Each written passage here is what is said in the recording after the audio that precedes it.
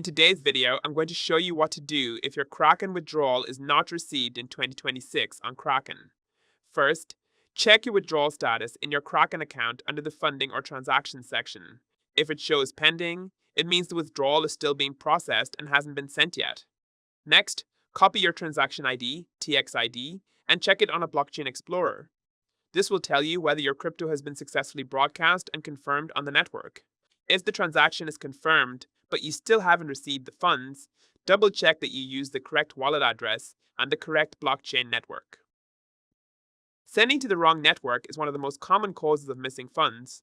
You should also check your receiving wallet, because some wallets require extra confirmations before showing the balance. If everything looks correct, but you still haven't received your withdrawal after some time, contact Kraken support and provide your transaction details for investigation. So that's how to fix a Kraken withdrawal not received issue in 2026.